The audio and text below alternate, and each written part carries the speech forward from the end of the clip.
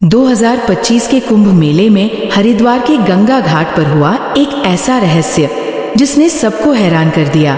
चंद्रिका की आत्मा, एक प्राचीन श्राप और घाट की खौफनाक घटनाएं आपको रोंगटे खड़े कर देंगी। ये रोमांचक और डरावनी कहानी आपके होश उड़ा देगी। जाने कैसे एक पत्रकार ने इस रहस्य को सुलझाया। डर और रोमांच से भरी यह कहानी आपको कुंभ मेले के एक अनदेखे पहलू से परिचित कराएगी। अगर आपको हमारी कहानी पसंद आए हो तो वीडियो को लाइक करें, शेयर करें और चैनल को सब्सक्राइब करें और कमेंट में हर हर महादेव जरूर लिखें। 2025 का कुंभ मेला हरिद्वार में आयोजित हो रहा है। लाखों श्रद्धालु गंगा में डुबकी लगाने और पवित्रता प्राप्त करने पहुंचे हैं। इस भीड़ के बीच अयान नाम का एक युवा पत्रकार अपने दोस्त निधि के साथ एक रहस्यमय घटना की रिपोर्टिंग के लिए आता है। लेकिन जल्द ही वे एक प्राचीन श्राप और एक खोई हुई पांडुलिपि और एक आत्मा के क्रोध से जुड़ी भयावह सच्चाई का सामना करते हैं। हरिद्वार के गंगा घाट पर 2025 का कुंभ मेला पूरे जोरों पर है। लाखों श्रद्धालु दूर दूर से आए हैं। कोई पुण्य कमाने के लिए गंगा में डुबकी लगा रहा है तो कोई बस उस पवित्र माहौल का अनुभव लेने आया है। इसी भीड़ भाड़ के बीच अयान, एक 28 वर्षीय पत्रकार, अपने दोस्त निधि के साथ कैमरा और माइक्रोफोन लिए वहां रिपोर्टिंग के लिए पहुंचा। अयान, यहां आना अच्छा आइडिया था, निधि ने कैमरे की तरफ इशारा करते हुए कहा। इतनी शानदार भीड़ और माहौल, हमारी स्टोरी तो हिट होगी। सही कहा, अयान ने जवाब दिया, लेकिन मुझे यकीन है कि यहाँ कुछ और भी है जो सतह के नीचे छिपा हुआ है। दिन भर की रिपोर्टिंग के बाद जब सूर्य अस्त हो रहा था, घाट का दृश्य और भी मनोरम हो गया। लेकिन जैसे ही शाम ढली, माहौल में हल्की अजीब सी बेचैनी आ गई। यहाँ कुछ तो अलग महसूस हो रहा है, निधि ने कहा। तुम्हें ऐसा लग रहा है?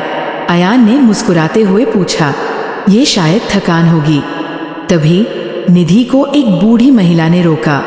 वह महिला फटे पुराने कपड़ों में थी, पर उसकी आंखों में अजीब सी चमक थी। बेटी, उसने निधि के हाथ में एक पुरानी तांबे की थाली रखते हुए कहा, इसे अपने पास रखना, ये तुम्हें उस श्राप से बचाएगी। निधि और अयान ने एक दूसरे को देखा और हंस पड़े। ये भी अजीब लोग हैं ना, अयान ने मजाक किया। अगली सुबह जब अयान और निधि घाट पर रिपोर्टिंग कर रहे थे, तब निधि को अचानक पानी में कुछ अजीब दिखाई दिया।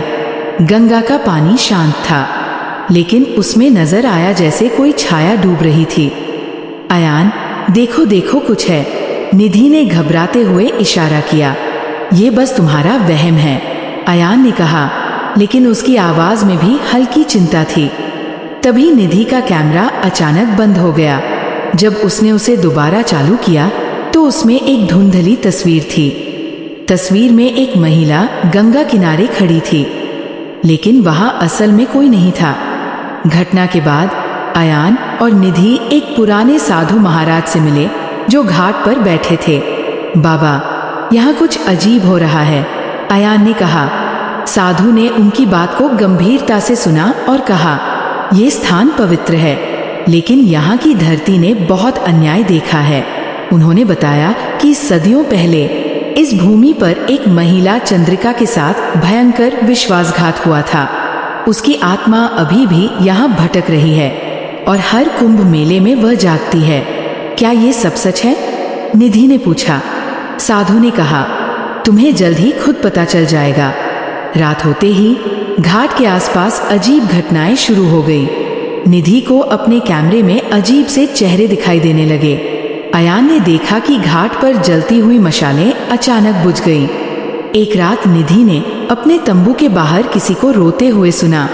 जब उसने बाहर झांका तो वहां कोई नहीं था। अयान और निधि ने साधु महाराज से पूरी कहानी जाननी चाहिए। साधु ने बताया कि चंद्रिका एक विधवा थी जिसे उसके परिवार और समाज ने धोखा दिया था। उसे यहाँ बलिदान के लिए छोड़ा गया था। मरने से पहले उसने अपनी आत्मा को यहाँ हमेशा के लिए बांध दिया। साधु महाराज ने उन्हें एक गुप्त पांडुलिपि दी जिसमें चंद्रिका के श्राप और उसे शांत करने के उपाय लिखे थे। उसमें लिखा था कि चंद्रिका की आत्मा को शांति देने के लिए गंगा का पवित्र जल और तांबे की थाली का उपयोग करना होगा। अयान और निधि ने पूरी तैयारी के साथ चंद्रिका की आत्मा को शांत करने की योजना बनाई। लेकिन जब वे घाट पर पहुंचे तो चंद्रिका की आत्मा ने उन्हें रोकने की कोशिश की। निधि के चारों ओर धुंध बनने लगी। अयान को ऐसा महसूस हुआ जैसे कोई उसके शरीर पर नियंत्रण कर रहा हो, लेकिन उन्होंने हिम्मत नहीं हारी। गंगा के पवित्र जल और तांबे की थाली का उपयोग करते हुए उन्होंने चंद्रिका की आत्मा को शांत किया। चंद्रिका की आत्मा ने उन्हें धन्यवाद दिया और गायब हो गई। ये अनुभव हमें हमेशा याद रहेगा, अयान ने कहा, लेकिन अब हम यहाँ से जल्दी निकलेंगे। निधि ने हंसते हुए कहा। इस तरह कुंभ मेले की वह रात हमेशा के लिए उनकी यादों में बस गई। अयान और निधि ने चंद्रिका की आत्मा को शांत करने की कोशिश की थी, लेकिन ऐसा लग रहा था जैसे सब कुछ अभी खत्म नहीं हुआ है। अगली रात घाट पर अजीब घटनाएं और तेज हो गई। निधि ने तंबू के बाहर से किसी को पुकारते हुए सुना। निधि निधि आवाज धीमी और डरावनी थी। अयान, तुमने सुना? निधि ने घबराते हुए पूछा। क्या? अयान ने चौंकते हुए जवाब दिया। कोई मेरा नाम ले रहा था। अयान ने तसल्ली देने की कोशिश की, लेकिन उसके चेहरे पर भी डर साफ झलक रहा था। निधि ने उस बूढ़ी औरत से मिली तांबे की थाली को ध्यान से देखा। थाली पर संस्कृत में कुछ लिखा था जो उन्होंने पहले समझा नहीं था। यह कोई साधारण थाली नहीं है, अयान ने कहा। बाबा ने कहा था कि यह श्राप से बचाएगी। हो सकता है इसमें कुछ और हो, निधि ने कहा। वे थाली को लेकर साधु महाराज के पास पहुंचे। महाराज ने थाली को देखकर कहा, यह थाली चंद्रिका की कहानी का हिस्सा है। इसे उसी ने अपनी आत्मा की सुरक्षा के लिए छोड़ दिया था, लेकिन इसे पूरी तरह सक्रिय करने के लिए तुम्हें पवित्र मंत्र पढ़ने होंगे। अयान और निधि ने पांडुलिपि को ध्यान से पढ़ना शुरू किया। उसमें लिखा था कि चंद्रिका की आत्मा को मुक्त करने के लिए न केवल पवित्र जल और मंत्र की जरूरत है, बल्कि गंगा के घाट पर बलिदान के उसी स्थान पर विशेष पूजा करनी होगी जहां उसे धोखा दिया गया था। लेकिन बलिदान का स्थान कहाँ है? निधि ने पूछा। महाराज ने कहा, यह वही स्थान है जहां हर कुंभ में सबसे अधिक भीड़ होती है। हर कोई इसे पवित्र स्थान मानता है, लेकिन सच्चाई इससे बिल्कुल अलग है। अगली रात जब अयान और निधि घाट के उस स्थान पर पहुंचे तो माहौल और भी भयावह हो गया। गंगा का पानी अचानक खून जैसा लाल दिखने लगा। हवा में अजीब सी चीखें सुनाई देने लगी। निधि को ऐसा महसूस हुआ जैसे कोई उसे धक्का देने की कोशिश कर रहा हो। हम गलत जगह पर हैं, निधि ने डरते हुए कहा। नहीं, यही वो स्थान है, अयान ने पांडुलिपि को देखते हुए कहा। जैसे ही उन्होंने पूजा शुरू की, चंद्रिका की आत्मा प्रकट हो गई।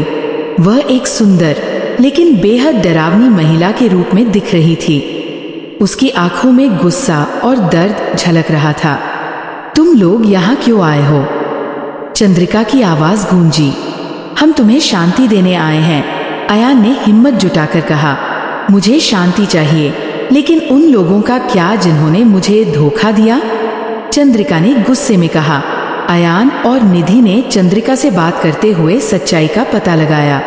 सदियों पहले उसके परिवार और समाज ने उसे गंगा में बलिदान के लिए धकेल दिया था, ये सोचकर कि उसकी कुर्बानी से उनका पाप धुलेगा।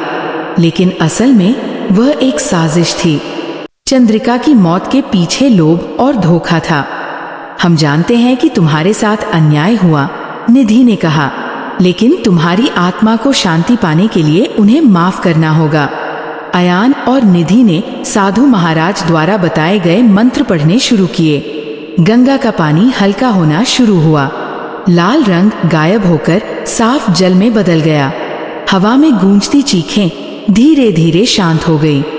चंद्रिका की आत्मा ने अपनी दर्द भरी कहानी सुनाई और कहा, मैं शांति चाहती हूँ, लेकिन ये श्राप तब तक बना रहेगा जब तक मेरे परिवार के पापियों के वंशज इसे स्वीकार नहीं करते। अयान ने पांडुलिपि को ध्यान से देखा और पाया कि उसमें चंद्रिका के परिवार के वंशजों का नाम लिखा था। ये जानकर वे हैरान रह गए कि उनमें से कुछ लोग आज भी उसी मेले में मौजूद थे। हमें उन्हें ढूंढना होगा, अयान ने कहा। ये कैसे मुमकिन है? निधि ने पूछा। अयान और निधि ने चंद्रिका के परिवार के वंशजों को खोजने की कोशिश की।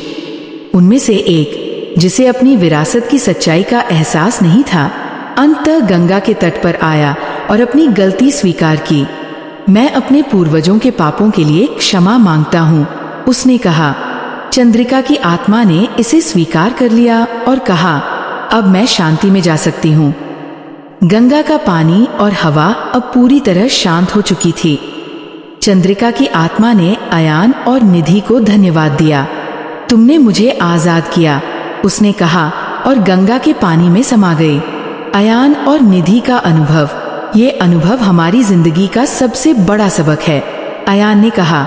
शायद इस दुनिया में ऐसे कई रहस्य छिपे हुए हैं, निधि ने उत्तर दिया।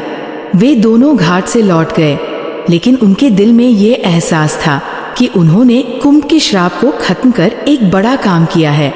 चंद्रिका की आत्मा के शांति में जाने के बाद भी अयान और निधि महसूस करते हैं कि कुंभ मेले की ऊर्जा अब भी पूरी तरह से सामान्य नहीं हुई है।